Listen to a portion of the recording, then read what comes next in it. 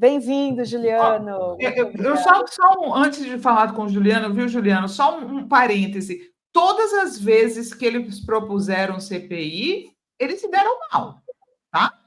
Eles se deram mal. Foi assim da CPI do 8 de janeiro, a própria CPMI da Covid, até mesmo a do MST, eles se deram mal. O pessoal foi para cima. A do 8 de janeiro não foi eles que propuseram, né? Acho que foi, acho que foi. Entendeu? Então, eles não se dão bem. Então... Eu fiquei alentada pelas falas do Renan. O Renan é um craque em CPI, ele está animado para entrar nessa, tá? Ele está precisando de um palanque, né? O melhor palanque para ele é uma CPI, né, Juliana? Bota o Aziz, bota o Omar Aziz, bota o Renan. A Sinara tá com saudade. O que você acha, Juliano? Não, para a gente, CPI é ótimo. Muito bom. Para a gente é ótimo, tá? Para a gente, tipo, canal, né? Mas, Juliano, diga a sua opinião. E aí, pessoal? Bom dia, Dri, bom dia, Rovai, bom dia, Sinara. Prazer estar com vocês aqui na Fórum mais uma vez. Gente, vamos lá. Primeiro, me chamou a atenção a quantidade de deputados governistas assinando essa CPI, tá? A orientação do governo era para não assinar.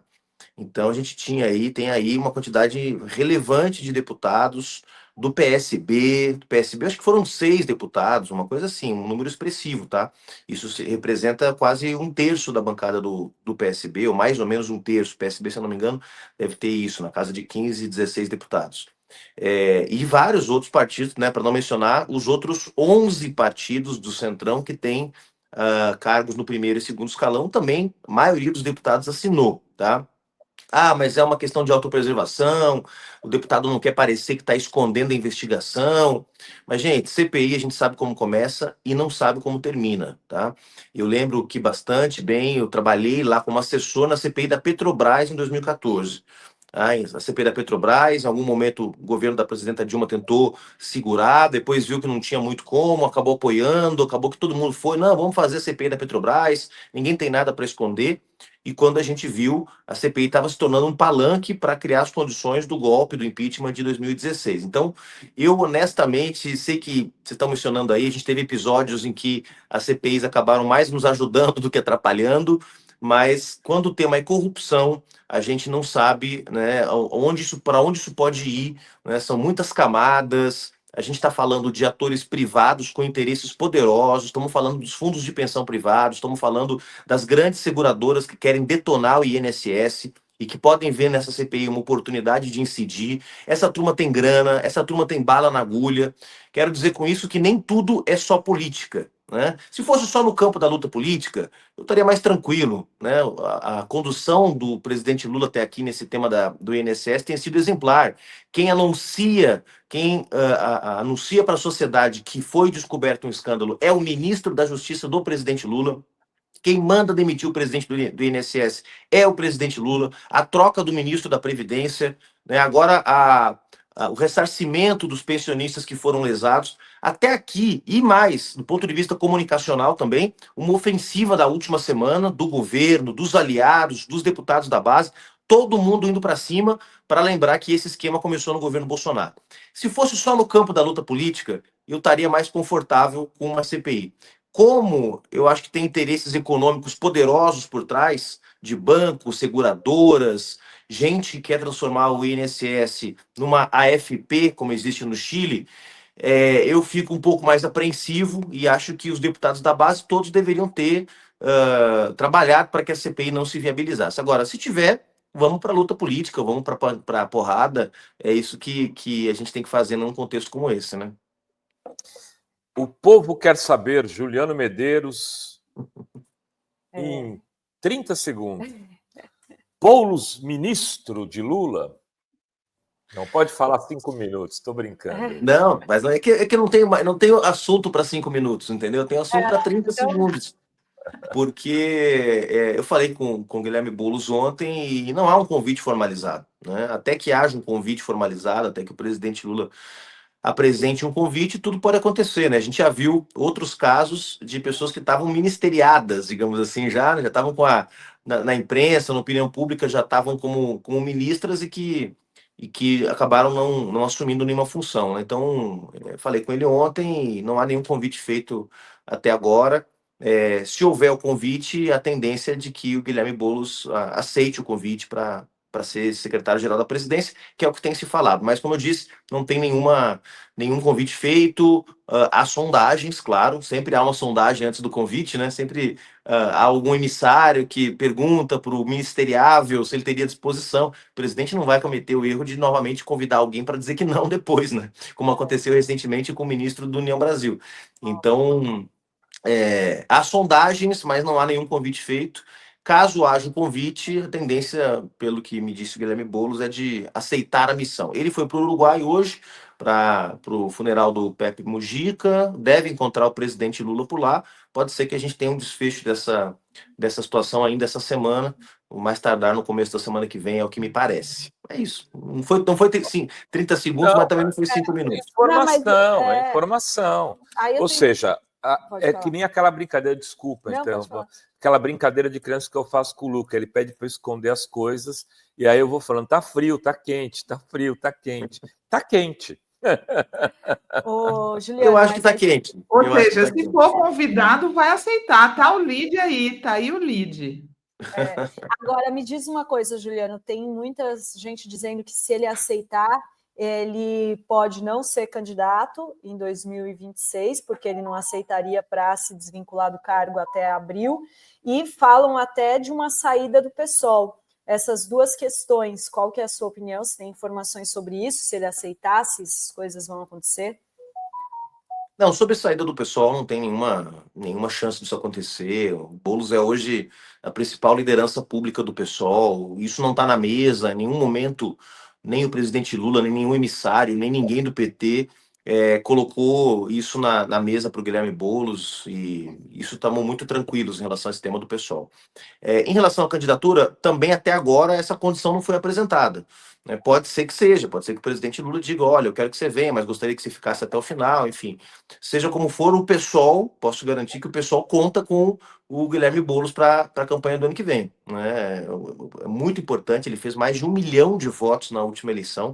Só para vocês terem uma ideia, o quociente eleitoral, né, que é a quantidade de votos mínimos para eleger um deputado federal em São Paulo, na última eleição, foi na casa de 320 mil votos. Ele fez 1 milhão, ele fez 3 vagas de deputado federal, ele fez a dele, né, e ajudou a construir mais 2. Então, certamente o pessoal conta com ele, né? Agora, certamente não é uma decisão que ele vai tomar agora. Também não acho que vai ser uma condição que vai ser colocada pelo presidente Lula.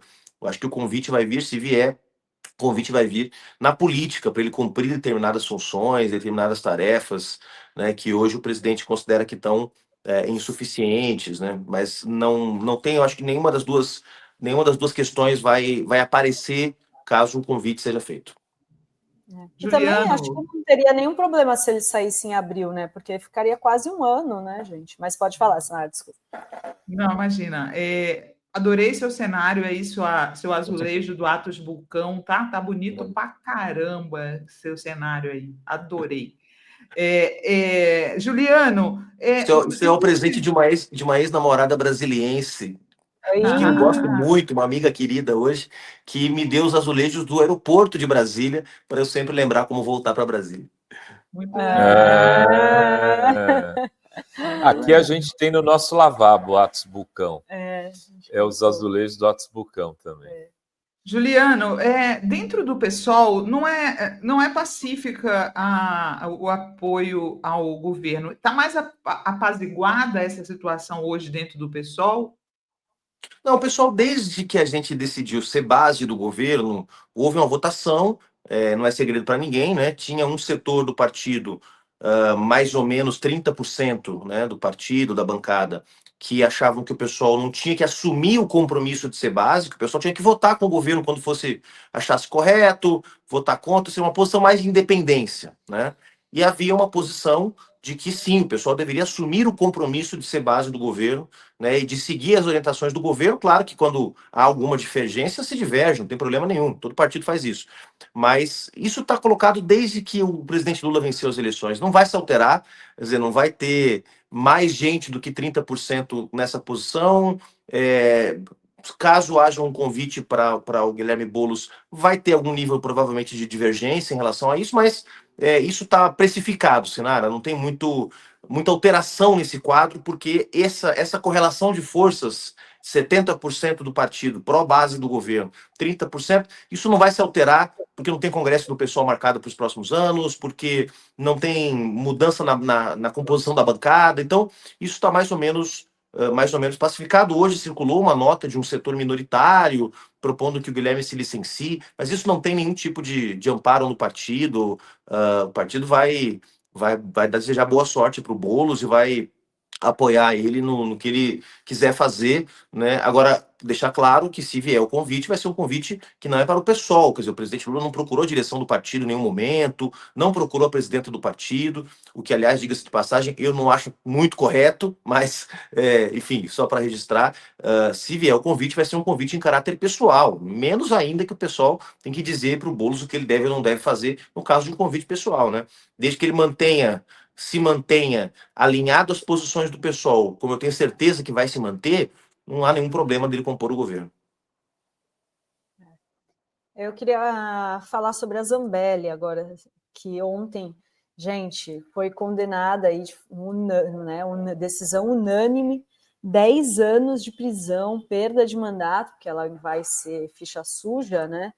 E ao fim, né? E ela também ainda tem recursos, né, embargos na decisão do Supremo, mas tudo indica que ela deve perder, aí a Câmara também vai ter que aprovar, mas pode levar aí vários também deputados com ela, que ela também teve muito voto, né, Juliano? O que você achou de mais uma? Porque ela também já foi condenada na Justiça Eleitoral, no TRE, está recorrendo no TSE, e essa tinha até gente falando, mas só 10 anos, os golpistas estão sendo por muito mais, é porque essa é na invasão do CNJ, que o Walter Delgatti teria entrado lá para colocar alvarás de solturas falsos a mando da Zambelli. O que você achou, Juliano, dessa decisão? Dri, atenua um pouco, né, a sensação de impunidade que a gente vive com o bolsonarismo há muito tempo, né? A questão é que eu sempre gosto de lembrar, já falei isso aqui na fórum também, demora, essas coisas demoram. Veja, a Carla Zambelli virou deputada federal em 2018, nós estamos em 2025, são 7 anos, né, cometendo crimes impunemente. Eu sempre conto um caso que me afeta diretamente, que é meio chocante. Logo que a Carla Zambelli assumiu como deputada federal, ela fez uma postagem associando a esquerda e o PSOL à pedofilia. Pedofilia é um dos crimes mais abjetos. É difícil classificar, né? Quão abjeto, quão nojento pode ser um crime. Mas quem é pai e mãe sabe do que eu estou falando. Eu, na época, era presidente do PSOL com uma filha de 9 anos de idade. Sabe o que é ter uma deputada federal, uma autoridade da República, dizendo nas redes sociais que o partido que eu presidia era um partido que apoiava a pedofilia, gente? Pois bem, na época eu entrei com uma ação no Supremo Tribunal Federal. Caiu na mão do ministro Celso de Mello, que já está aposentado. Sabe o que o Celso de Mello fez? Disse que ela estava protegida pela imunidade parlamentar. Que isso, gente. E assim o STF agiu por muito tempo. Por muito tempo. O STF só foi reagir quando a artilharia da família Bolsonaro se voltou contra o STF, né, quando começou a investigação sobre o Gabinete do Ódio, naquele grande inquérito do Gabinete do Ódio. A partir dali é que o STF começou a agir. Então, por um lado, eu estou aliviado, porque pode ser o fim da Carla Zambelli na vida pública brasileira, o que é muito importante, porque limites têm que ser colocados. Por outro lado, dá uma sensação de que, putz, ficou 7 anos promovendo esse tipo de bandalheira e nada foi feito, sendo que havia uma ação no primeiro ano de mandato, questionando a associação que ela fez entre um partido político com um registro legal, com deputados federais e a pedofilia, e nada foi feito. Então, por um lado, que bom que aconteceu, mas por outro lado, dá uma certa indignação, né? Como demora, porque, bem, o Alexandre Silveira foi preso, um sujeito do baixíssimo clero, o Roberto Jefferson, que já estava sem mandato parlamentar, mas por que a Carla Zambelli só agora? Né? Por que os deputados que estão fazendo as barbaridades que estão fazendo na Câmara, nós temos que esperar a boa vontade do Hugo Mota para que algo seja feito quando um sujeito faz as barbaridades que o Gilvan da Federal faz no plenário e nas comissões da Câmara? Nós temos que esperar a boa vontade do Hugo Mota. Porque o Supremo não faz nada, embora tenham várias ações contra esses deputados lá, representações contra esses deputados. O Conselho de Ética, ao invés de caçar a Carla Zambelli, está caçando o Glauber, que é um escárnio isso que está acontecendo, entendeu? Quer dizer, a Carla Zambelli vai perder o mandato por uma decisão do Supremo, não por uma decisão da Câmara, apesar de todos os crimes que cometeu. Então, por um lado, aliviado estou de que esta mulher talvez esteja deixando definitivamente a vida pública. Não vai ficar 10 anos presa, a gente sabe. Ela é ré primária, vai se comportar na prisão. Em 2 anos e meio, 3, ela está no regime semiaberto. Mas, bem, vai estar inelegível e isso é o mais importante. Eu comemoro mais a inelegibilidade do que a prisão, para ser bem honesto para vocês, tá? Agora, é muito tempo para que algo seja feito diante das barbaridades que essa mulher e outros homens e mulheres do bolsonarismo cometeram contra a democracia. Daniel Silveira, tá? Ele falou Alexandre, mas é Daniel Silveira. Daniel Silveira. Alexandre Silveira é outro que, quem sabe, um dia também tem o mesmo fim, mas é melhor não falar sobre esse assunto agora. É o ministro. Nossa. É parça do Juliano. Estamos em lados completamente opostos.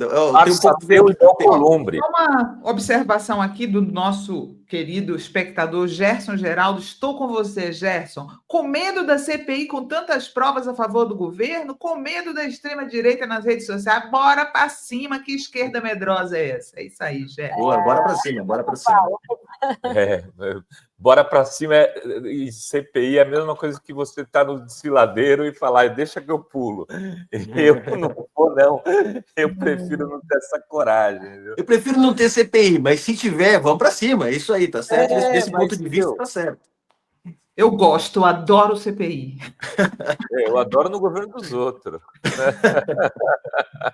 Você viu os tucanos, que eles nunca deixaram ter uma CPI no governo do Estado, né? Eles sabem. Vai ser bom para fórum, vai, pensa pelo lado positivo. A fórum vai ter bastante conteúdo. Vai a questão pega pipoca, muitos superchats, muita audiência. Gente, é o ouro da Babilônia CPI aqui. Não, para a gente é ótimo, não, né? Dá corte, tem notícia. O problema é que eu acho que a mídia estará no controle dessa CPI para eles. Eles vão usar isso para construir uma candidatura de direita neoliberal, para empinar a candidatura a Tarcísio com um discurso anticorrupção, que é isso que eles querem. Eles têm o Bolsonaro inelegível e aí eles desgastam Lula o suficiente para o Tarcísio vir. Então, eu acho que a CPI terá esse papel, né, dentro do espectro aí das estratégias políticas. A mídia liberal, o PIG, para traduzir de forma mais objetiva, estará todo junto para desgastar o governo, como o Estadão fez hoje com matéria desse garoto chamado André Childers. Né? Inventou uma história toda, juntou um monte de coisa que não tem nada a ver com a outra e construiu uma nova dama do tráfico. Como ele admitiu que tinha inventado o pseudônimo da mulher lá que não existia na política. Era do Pará ela, né, Sinara? Quer dizer que o governo tinha recebido. Acho que era do Pará, né? E o que é pior, né, gente? Que a mulher foi lá no Ministério da Justiça num grupo que era para pedir que acabassem as revistas em crianças. E agora saiu uma decisão, né? Uma decisão que proíbe revistas íntimas em crianças em presídio. Foi por isso que ela foi lá, né? E a causa dela era tão justa que foi aprovado isso, óbvio, né? Óbvio. Como é que você faz revista em criança, né? Realmente, assim, foi por isso que ela teve no Ministério da Justiça, né? Isso fica oculto, né? Ele inventou o apelido da moça, que ela nunca teve esse apelido, era casada com um cara que foi condenado, mas ela nunca teve esse apelido de dama do tráfico. Ele inventou, né? E a causa dela era justa. Deixa eu perguntar uma coisa para vocês, né? Que eu acho muito engraçado, eu queria saber a sua opinião, Juliano. Como a mídia está tratando o Temer como se ele fosse um puxador de votos, né? Eu acho tão engraçado isso. Você acha porque ele é o cara da terceira via. Ele virou o articulador Temer está agora. sendo tratado como um grande puxador de votos. Você acredita que o Temer, Juliano, influencia o voto de alguém nesse país? Primeiro que a única coisa que o Temer teria que contar de vantagem vai contra o bolsonarismo, que é o fato dele ter indicado Alexandre de Moraes para o Supremo. Né? Fora isso, o que o Temer tem para ser tratado como um puxador de voto, meu Deus?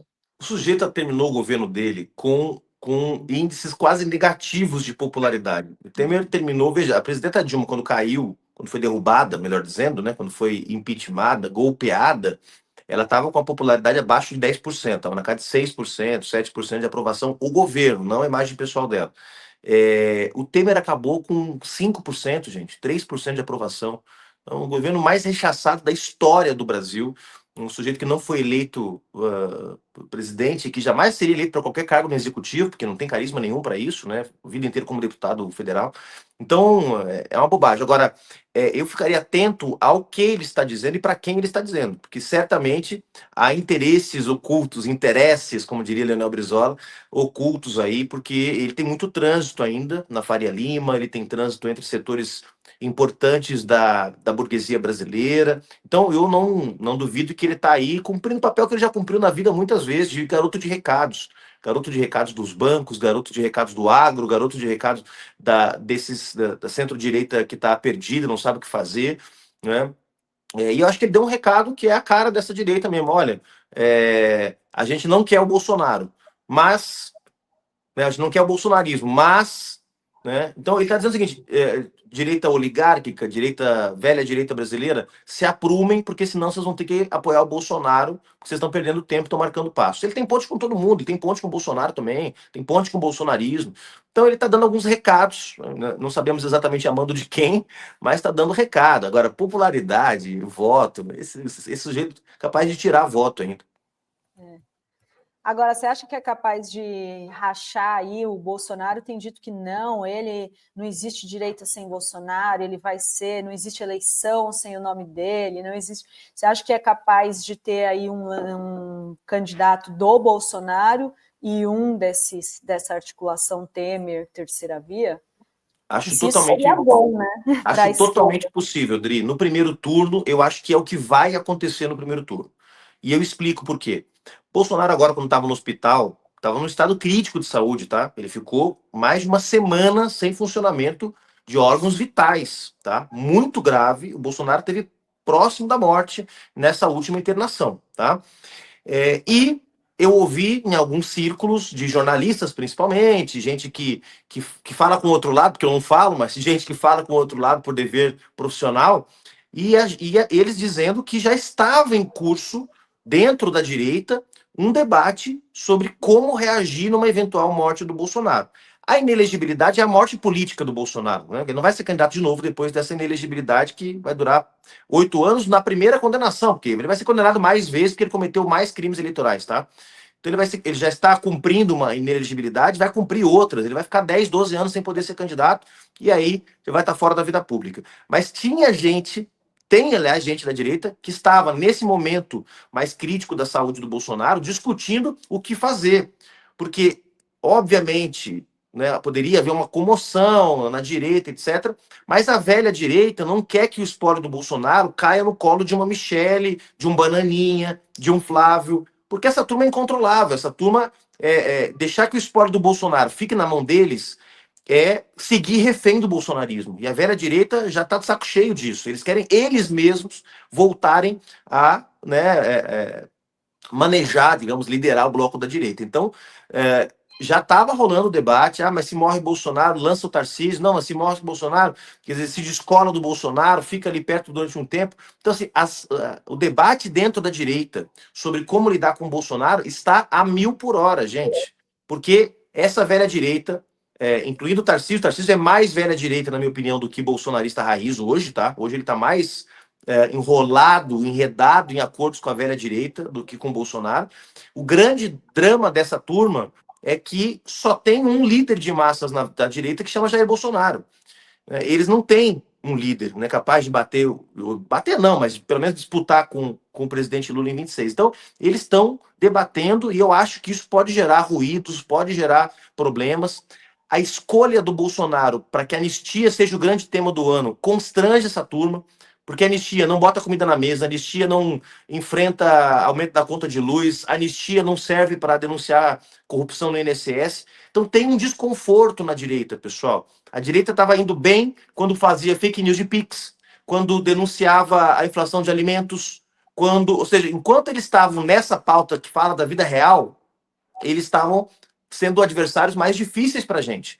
Quando eles foram para essa pauta da anistia, que é o mundo da Bolsonarolândia, nesse momento nós começamos a melhorar a nossa aprovação do governo, começamos a ir para ofensiva, saímos com a escala 6x1, saímos com o imposto de renda isenção para quem ganha até 5 mil reais. Então, este é o problema real, porque o negócio da anistia hoje, a anistia como pauta principal do bolsonarismo, divide a direita brasileira e pode levar, sim, a ter 2 candidaturas no primeiro turno. No primeiro turno, claro, no segundo é outra conversa, mas no primeiro turno eu acho que eles podem estar divididos e eu estou, inclusive, com a expectativa de que isso aconteça para que a gente vá com o presidente Lula em primeiro lugar para o segundo turno do ano que vem. O pessoal já está montando chapa em São Paulo, Juliano, para disputar cargos, talvez até no executivo, ou vocês vão priorizar mesmo a chapa parlamentar? Que eu vi aí umas pesquisas dando Érica Hilton para o Senado, para o governo, enfim. Não, o partido, pelo que eu sei, né, eu não estou mais nas instâncias de direção do pessoal, mas pelo que eu sei, não abriu essa discussão ainda, né? O foco agora esse ano é o plebiscito popular pelo fim da escala 6x1, isenção do imposto de renda, ou seja, colocar a esquerda na ofensiva de novo, sair dessa postura que a gente só está se defendendo de ataque o tempo todo, mas ir para cima, ter uma agenda propositiva para o país, proteger o governo Lula dos ataques que estão vindo aí com essa coisa do INSS. Nós temos a COP em Belém do Pará, que é outra prioridade importante, que é colocar o tema socioambiental na agenda do país, porque é uma oportunidade de discutir reindustrialização, geração de bons empregos, proteção à vida, proteção às famílias. Quer dizer, nós precisamos resgatar esses temas que a esquerda sequestrou: família, vida, liberdade. Esses são temas da esquerda. E a questão ambiental é uma oportunidade para a gente falar desses temas, criticando o neoliberalismo, criticando o capitalismo, criticando a globalização neoliberal, né, que está levando o planeta e a humanidade para uma situação trágica, uma situação dramática, né? E nós temos 20 anos do PSOL esse ano, vai ter uma série de debates internos que vai terminar no mês de setembro com a reescrita do programa do PSOL. O PSOL vai ter um novo programa partidário divulgado em setembro, outubro desse ano. Então, as tarefas são essas e imagino que, em paralelo, a direção do partido vai começar a discutir a tática eleitoral mais no segundo semestre, mais para o final do ano, embora, claro, a eleição de deputados federais sempre é uma prioridade, porque é a partir da eleição de deputados federais que você calcula tempo de TV, fundo partidário, cláusula de barreira, que é uma ameaça sempre, né, grande para os partidos de esquerda e médios. Na última, o PDT passou raspando, PSB passou raspando, PSOL, o PCdoB não teria alcançado a cláusula de barreira, outros partidos, a Rede, o PV. Então é uma ameaça que a gente tem que ficar de olho. Mas, por enquanto, as prioridades são mais políticas do que eleitorais. Vai. Uma última pergunta posso fazer? Juliano, vocês do pessoal sempre foram muito bons de rede, né? De redes sociais e tal. O que é que você está achando das mudanças na comunicação do governo? Melhorou? Parece que melhorou, Sinara. Vejo uma melhora, vejo primeiro uma pluralidade de linguagens, né? Não é aquela coisa tão institucional, já coisas mais meméticas, vamos dizer assim, né? Tem mais meme e esse tipo de conteúdo ele é bem recebido na rede social. Acho que o governo está falando melhor com a juventude, vamos ver as próximas pesquisas, né? Se melhorou a avaliação do governo. E acho que teve mesmo uma melhora do próprio presidente. O presidente parece que voltou a se comunicar, né, com mais clareza, de forma mais incisiva, né? Falando dos grandes temas nacionais, né? Aquelas polêmicas bobas que envolve, sei lá, um comentário destrambelhado aqui, um deslize ali, parou tudo, né? Acho que o presidente está mais focado. Acho que tem uma melhora. Eu sempre digo o seguinte: o problema as dificuldades que o governo enfrenta não são apenas comunicacionais. Eu estou aqui com 3 comunicadores de primeira, vocês sabem disso, né? Comunicação não é mais só um meio de fazer política, é a própria política, né? Fazer comunicação é fazer política. E acho que o governo estava com dificuldades políticas, de ter uma agenda mais clara, de ter, né, dizer mais claramente o que quer. E a luta contra a inflação de alimentos, a isenção do imposto de renda para quem ganha até R$ 5.000, a COP em Belém do Pará, o enfrentamento ao governo Trump, né, o tarifaço do Trump. Eu acho que esses temas todos ajudaram a produzir política para o governo, uma narrativa, um discurso, né, e isso reconectou o governo com setores que estavam meio perdidos. Então, eu acho que melhorou. Eu sei que estava ouvindo o Rovai comentando quando eu entrei, né, de que as próximas pesquisas, talvez por conta dessa coisa do INSS, dê uma estancada na melhora da avaliação do governo, na melhora da avaliação da imagem do presidente, mas acho que isso é transitório.